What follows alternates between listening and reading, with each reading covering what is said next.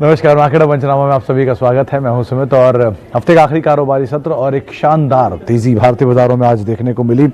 Markets में नए record level touch हुए, सेंसेक्स में, निफ्टी में, मिड कैप इंडेक्स में, जहां पर नए रिकॉर्ड्स आज बनते हुए दिखाई पड़े और अक्रॉस द बोर्ड बाइंग थी। मिड कैप, स्मॉल कैप जोरदार तेजी में, साथ साथ आईटी आज का स्टार परफॉर्मर। टीसीएस के नंबर से पहले, इन्फोसिस के नंबर से पहले पूरे स्पेस में एक जोरदार बज आज देखने को मिला और टेक महिंद्रा जैसा शेयर 7-7.5% के उछाल के साथ बंद होता दिखाई पड़ा। मारुति करीब 400, मारुति के शेयर में करीब 4%, 5% तक का उछाल था। एमआरएफ इनफैक्ट 4-4.5% की तेजी के साथ बंद होता हुआ दिखाई पड़ा। इसके अलावा विप्रो, यूपीएल, आइशर, कोई भी कंपनी आप देख लीजिए ऑटो स्पेस में, कोई भी कंपनी आप देख लीजिए आईटी स्पेस में, जहां पर एक जोरदार बाइंग आज के सत्र के अंदर आते हुए दिखाई पड़ी। इसके अलावा मिड कैप में फोर्टिस हेल्थ केयर 7-7.5% तक का उछाल, पीआई इंडस्ट्रीज, जी, एमआरएफ, एसआरएफ, ये कुछ ऐसे नाम जहां पर जोरदार तेजी देखने को मिली। एफएनओ में भी आज काफी ज्यादा बस था, जिसमें हेवेल्स आज लीड कर रहा था। रिकॉर्ड लेवल्स पर 1010 के लेवल्स के आसपास क्लोजिंग देता हुआ दिखाई पड़ा। Mind tree, UltraTech cement, rather cement space में अंबुजा, एसीसी, अल्ट्राटेक, सब में एक जोरदार बाइंग थी। जेके सीमेंट रिकवर हुआ, लेकिन लास्ट आवर में कुछ बिकवाली ऊपरी स्तरों में वहां जरूर देखने को मिली। तो ओवरऑल एक शानदार सत्र, जबकि भारतीय बाजारों में जो तेजी का सिलसिला है वो बना हुआ है। मार्केट का जो मूव है वो स्ट्रांगली अभी भी तेजी की साइड ही देखने को मिल रहा है। तो बाजार एक बेहतर स्थिति में, एक अच्छे अंतर्राष्ट्रीय संकेतों के बीच शुरुआत तेज और वो धीरे धीरे तेजी बढ़ते हुए और सेकंड हाफ तक आते आते बैंकिंग और फाइनेंशियल्स और आईटी सब की तरफ से एक स्ट्रांग सपोर्ट आता दिखाई पड़ा। अच्छा, अब शुरुआत करते हैं सवाल जवाब के सिलसिले की। सबसे पहला सवाल आईटीसी के ऊपर ही ले लेते हैं आज। एक सवाल अंकित दुआ साहब ने पूछा आईटीसी पर। दुआ साहब, एक सवाल रादर एक रिपोर्ट आज आई थी, जो रिपोर्ट थी वो ब्रोकर हाउसेस की तरफ से थी और मेजरली सेंट्रम की तरफ से, माफ कीजिएगा, करीब 70% का पोटेंशियल अपसाइड वो यहाँ से देख रहे हैं। 370 रुपये का टारगेट उन्होंने दिए हैं। हालांकि टारगेट बहुत ज़्यादा बड़े हैं, अभी एटलीस्ट ये नहीं दिखाई पड़ रही कि ये टारगेट इस तरह कुछ आते हुए दिखाई पड़ेंगे, लेकिन हाँ स्लो मूवर है। अगर आपके पास पेशेंस है, आप समय दे सकते हैं तो आप ज़रूर बने रहिए। अगर आपके पास पेशेंस नहीं है, इतना समय आप नहीं दे सकते हैं, तो आप निकल जाइए, क्योंकि बहुत स्लो चलने वाला शेयर है। कोई ऐसा शेयर नहीं है बहुत तुरंत आपको रिटर्न बना के दे, तो आप उसके अकॉर्डिंग कॉल ले सकते हैं। अच्छा, आगे बढ़ते हैं। टीसीएस के ऊपर एक सवाल अभी मैंने देखा था। TCS and HDFC Life long term pick. Hemant ji, बिल्कुल सही शेयर आपने चुने हैं। टीसीएस भी और एचडीएफसी लाइफ भी, दोनों आप लंबी अवधि के लिए रखें। यहाँ खरीद लें, यहाँ के नीचे खरीद लें, आप यहाँ से आधे पे भी आ जाए तो भी खरीद लें, तो भी कोई दिक्कत नहीं है। इस तरह की कंपनी से दोनों हैं, फाइनेंशियली भी, क्रेडिबिलिटी वाइज भी, ग्रुप वाइज भी, परफॉर्मेंस वाइज भी, तो आप उसके हिसाब से कॉल ले सकते हैं। अच्छा, आगे बढ़ते हैं। टीसीएस के रिजल्ट कैसे आ सकते हैं? आकाश जी, टीसीएस के केस में नंबर्स अच्छे आने का अनुमान है, लेकिन आप खुद ही देख रहे हैं कि बाजार में जिस तरह की तेजी है, टीसीएस जिस तरह तेजी दिखा रहा है, अपने बायबैक से प्राइस से ऊपर निकल चुका है। ये सिर्फ नंबर से पहले तो बहुत हद तक चीज़ों को उसने डिस्काउंट कर लिया है। अब अगर बहुत अच्छे नंबर भी आएंगे तो भी बाजार उसको डिस्काउंट करके बैठा है ऑलरेडी। ये बात अलग है कि बाजार में बुल मूवमेंट ही चल रहा है, तो फिर कुछ भी कह सकते हैं, लेकिन आप टीसीएस के 1 क्वार्टर, 2 क्वार्टर, 4 क्वार्टर के नंबर मत देखिए, आप इसकी performance over period of time देखिए। ऐसा नहीं है कि कोई बहुत छोटी कंपनी के बारे में आप बात कर रहे हैं। आप देश की सबसे बड़ी आईटी कंपनी और दूसरी सबसे बड़ी कंपनी के बारे में बात कर रहे हैं, तो आप किसी भी फॉल में खरीदारी करिए, कोई दिक्कत नहीं है इस कंपनी के साथ। पूरी तरह से safe, sound, investment friendly company है।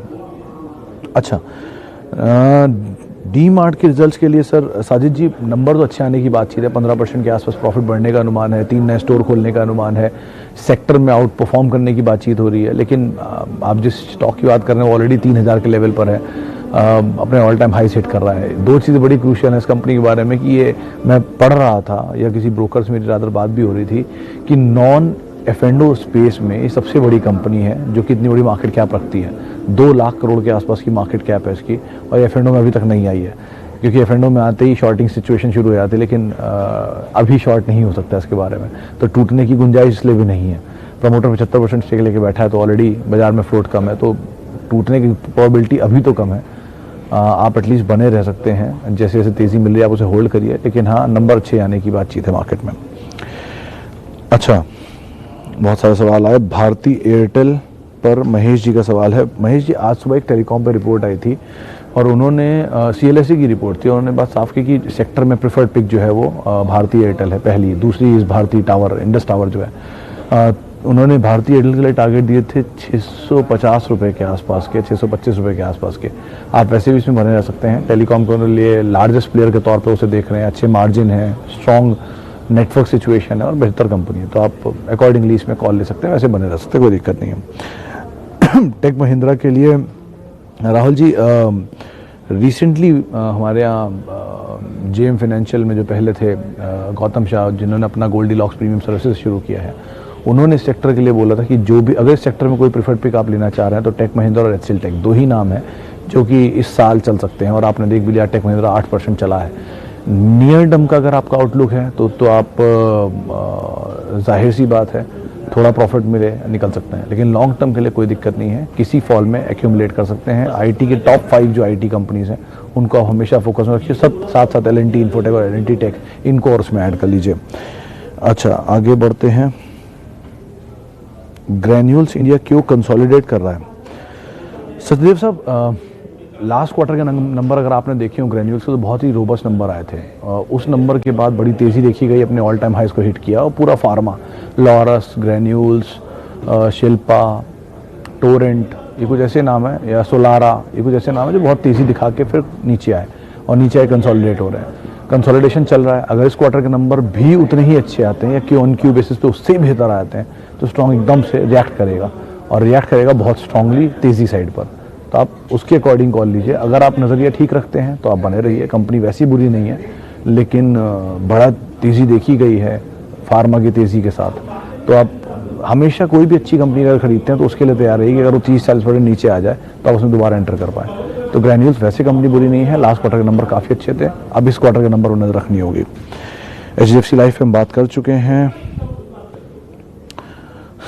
शुभजीत बैनर्जी साहब, आपका सवाल मुझे दिखता नहीं है ढेर सारे सवालों में, आप सवाल ही लिख दीजिए, मैं आपसे सवाल पूछ लूँगा।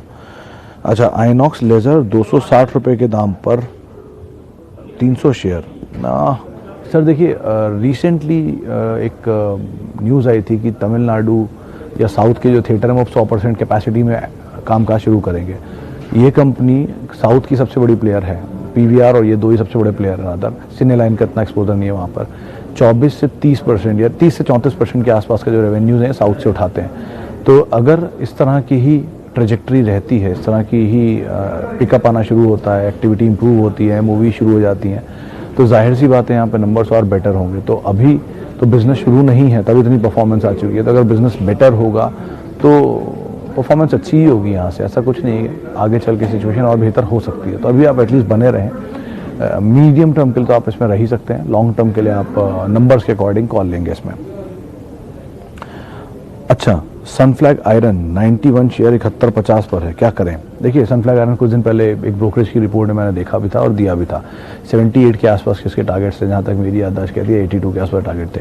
खैर, लेकिन मेटल स्पेस में जिस तरह का मोमेंटम चल रहा है, स्मॉल कैप, मिड कैप, सब में पार्टिसिपेशन है। उसी दिन में ही रादर 20% के आसपास या 18% के आसपास गया था। खैर, लेकिन वो टारगेट एक दिन के नहीं थे, वो टारगेट ब्रोकरेज हाउस के मीडियम टर्म के हैं। तो आप मीडियम टर्म के हिसाब से, नंबर्स के हिसाब से इसमें बने रह सकते हैं। तेज़ी मिलती है तो आप निकल सकते हैं टारगेट्स के आसपास। आगे बढ़ते हैं। शुभजीत जी को मैं, शुभजीत जी अभी यतिन आज ऑफिस में है नहीं, मैं आपका विशेष उनको ज़रूर पहुँचा दूँगा। अच्छा, आपका सवाल मुझे अभी भी दिख नहीं रहा, अगर दिखता तो मैं ज़रूर आपको बता देता। और Tata Motors, sir Tata motor के लिए लोकेश जी शुरू से ही एक ही बात मैंने की है कि CLSA की एक रिपोर्ट है, 220 रुपये का टारगेट है और इंटैक्ट है, कोई चेंज नहीं है। वो 150 रुपये से इस पर बाय रिपोर्ट दिया हुआ है, रादर 80 रुपये से बाय रिपोर्ट है। 120, 140, 150 और 180 तक भी उनके टारगेट 220 ही हैं। तो अभी आप 220 के लेवल को ही ध्यान में रख के अपनी पोजीशंस को होल्ड कर सकते हैं। अच्छा, महेंद्र जी का एक सवाल है, मारुति कहाँ तक जा सकता है? सर, ऊपर कुछ नहीं पता किसी को, कहाँ तक क्या चीज़ जा सकती है। ऑब्वियस सी बात है, कोई भी शेयर कितना भी ऊपर जा सकता है, नीचे तो पता है कहाँ तक आएगा, लेकिन ऊपर किसी को नहीं पता कहाँ तक जाएगा। आप इतना समझ लीजिए कि इंडिया की largest passenger vehicle maker is Maruti, 52% market share own करते हैं। Next largest passenger vehicle manufacturer जो है वो है हुंडई, जिसका 19% मार्केट शेयर है, जो कि लिस्टेड नहीं है। Next largest listed passenger vehicle manufacturer is Tata Motors and Mahindra, और दोनों का मार्केट शेयर कहीं 6% और 10% की रेंज में। तो आप एटलीस्ट दूर तक आपके सामने कोई नहीं खड़ा है, आप होल्ड कर सकते हैं। अच्छी कंपनी है, अच्छा स्टॉक है, बने रहिए। RIL 200 शेयर 1910, क्या करें? आशीष जी, वर्मा साहब, बहुत ही बढ़िया कंपनी ली आपने, देश की नंबर 1 कंपनी है। टाइम दे सकते हैं तो ज़रूर बने रहिए। नंबर्स का डिस्काउंटिंग अभी शुरू हुआ नहीं है, अभी नंबर्स भी आने बाकी हैं इस कंपनी के, तो नंबर्स के आसपास वैसे ही मूव आएगा। अगर मीडियम टर्म में आप इन्वेस्टेड है तो लॉन्ग टर्म के लिए आप कभी भी इसमें इन्वेस्ट करिए, नीचे किसी फॉल में मिले आप और ख़रीदारी कर सकते हैं, कोई दिक्कत नहीं है। कल मॉर्गन स्टैनली की एक रिपोर्ट थी और उन्होंने कहीं कहीं पर 2250 के टारगेट दिए थे, तो आप उसको एज अ रेफरेंस भी रख सकते हैं। अच्छा, बीएससी पर एक सवाल है अजय सिंह जी का। अजय सिंह जी, बीएससी में वैसे कोई प्रॉब्लम नहीं है, कंपनी अच्छी है, लो फ्लोट स्टॉक है, तो आमतौर पर इसमें वॉल्यूम थोड़े कम रहते हैं। कंपनी में बुराई नहीं है, जिस तरह से ट्रेडिंग वॉल्यूम हो रहा है, जिस तरह से नए हाइस बाजार में बन रहे हैं, नए इन्वेस्टर बाजार में आ रहे हैं, वॉल्यूम ऑब्वियसली ज़्यादा बेटर होगा, और वॉल्यूम बेटर होगा तो इस कंपनी के रेवेन्यूज इंप्रूव होंगे, नए आईपीओ से और फीस इनकी बढ़ती है, तो आप बने रहिए, कोई दिक्कत नहीं। स्ट्रॉन्ग हैंड इस कंपनी को होल्ड करते हैं, बने रहना ज़्यादा एडवाइजेबल है इसमें। और अदर CDSL को भी आप इसी कैटेगरी में डाल सकते हैं। अच्छा, धीरज जी, TCS 4000 छूने का कौन सा वो है, मुझे समझ में नहीं आया। TCS 4000 छुए, 5000 छुए, 10,000 छुए, आप अच्छी कंपनी में इन्वेस्टेड हैं, level is not as important. आप अच्छी कंपनी खरीद के अपने पोर्टफोलियो में रखिए, आप भाव के पीछे मत जाइए, लेवल के पीछे मत जाइए, कि कोई कंपल्शन नहीं है वो 4000 जाए, वो 5000 भी जा सकता है, वो 10,000 भी जा सकता है। लेकिन बेटर ये है कि आपने क्वालिटी कंपनी खरीदी और किसी फॉल में अगर वो आधा भी हो जाए तो आपको पता है कि दोबारा अपने लेवल को दोबारा रिज्यूम कर लेगा। तो अच्छी कंपनी बेहतर दाम पे खरीदिए, हमेशा यही सही रहता है। अब एक आध सवाल और लेता हूँ, हम बात कर चुके हैं ITC पे, ITC पे सवाल ही बहुत आ रहे हैं। अच्छा, फेडरल बैंक में सर नंबर्स की डिस्काउंटिंग होनी बाकी थी, वो डिस्काउंटिंग शुरू हो चुकी है, तो अब उसके हिसाब से शेयर चलेगा थोड़ा बहुत। नंबर से पहले आमतौर पर किसी भी शेयर में डिस्काउंटिंग होती है, मिसाल तौर पर शेल बी में हुई, GNXL में हो रही है, GM ब्रेवरी में हो चुकी, टाटा एलेक्सी में हो चुकी, तो इस तरह से डिस्काउंटिंग होती है। वो डिस्काउंटिंग फेडरल में चल रही है, शुरू हो चुकी है या हो गई है, तो आप उसके अकॉर्डिंग इसमें कॉल लीजिए। अगर मीडियम टर्म है तो आप हल्की बहुत तेज़ी में निकल सकते हैं। लॉन्ग टर्म तो नंबर्स को देखिए, गोल्ड लोन का पोर्टफोलियो इनका काफ़ी बड़ा हुआ और रिसेंटली गोल्ड लोन में काफ़ी बस भी बना है, तो शायद नंबर इनके वैसे भी अच्छे आएंगे। बैंकिंग में अच्छे नंबर की बातचीत भी है, आप बने भी रह सकते हैं, कोई दिक्कत नहीं है।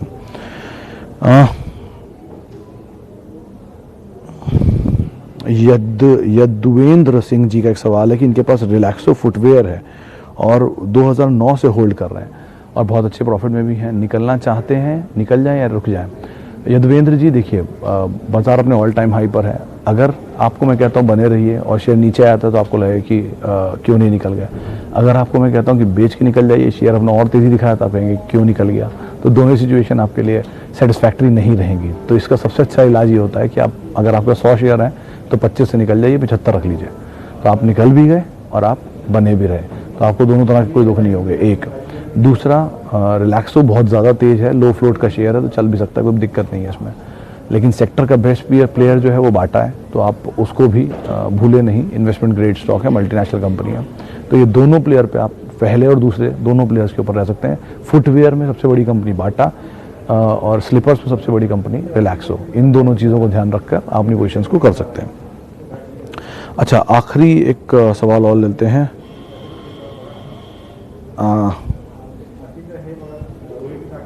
फोर्स मोटर 80 शेयर 4470 रुपये के दाम पर। सर सही में मुझे दिख ही नहीं रहा था, आपका सवाल ऊपर निकल गया था। खैर, तो फोर्स मोटर सर वैसे कंपनी बुरी नहीं है। अगर आप पहले एक ज़माने में आपने इसकी हिस्ट्री पढ़ी हो तो ये बजाज ग्रुप के साथ अपनी दीवार शेयर करते हैं, इस तरह पुरानी ग्रुप की कंपनी है। बजाज ऑटो में इनके पास 5% स्टेक था एक समय में, फिर बाद में इन्होंने उस स्टेक को ट्रांसफ़र कर दिया जय हिंद इंडस्ट्रीज़ में, जो कि इनकी प्रमोटर है। अब वो जय हिंद इंडस्ट्रीज़ इनका 5% स्टेक बजाज का ओन करती है। फोर्स मोटर का प्रोडक्ट आपको पता ही है, इनकी टेम्पो ट्रैवलर जो है वो बहुत मेजरली बिकने वाला प्रोडक्ट है। मर्सिडीज़ BMW के लिए इंजन बनाते हैं, अगले 50 साल का कॉन्ट्रैक्ट है, एंड बहुत सारी ऐसी चीज़ें इस कंपनी के बारे में। अच्छी कंपनी है, वैसे कंपनी में बुराई नहीं है, लेकिन आपकी खरीदारी बहुत ऊपर की है, अपने जब रिकॉर्ड लेवल से तब से आप इसमें एंट्रेंट हैं। और मेरे ख्याल से मैं डैम श्योर हूँ कि आपने शायद नीचे के दाम पर कहीं एवरेज भी नहीं किया होगा, क्योंकि बहुत तेज़ी से नीचे आया था और 3 डिजिट में आ गया था 4 डिजिट से। खैर, लेकिन आप वैसे इसमें बने रह सकते हैं, नीचे के दाम पे एवरेज भी कर सकते हैं, लेकिन अब थोड़ा मार्केट तेज़ी में है, तो ये शेयर ने वो दाम कभी दिखाएगा या नहीं ये कहना मुश्किल है, डिपेंड करता है। उस टाइम पे बहुत तेज़ इनके प्रोडक्ट की डिमांड थी, दोबारा कब रिवाइव करती है वो क्रूशल रहेगा। लेकिन कंपनी अच्छी है, कंपनी में इसलिए कोई बुराई नहीं है। पुणे में इनका एक फिरोदिया ग्रुप की कंपनी और बहुत मेजर प्लांट भी है इनका, तो ऐसी कोई दिक्कत नहीं है।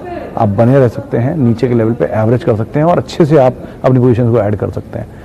कंपनी वाइज में कोई प्रॉब्लम नहीं है, हो सकता है सिनेरियो थोड़ा बदले तो चले, लेकिन कंपनी में इंडिविजुअली कोई प्रॉब्लम नहीं है।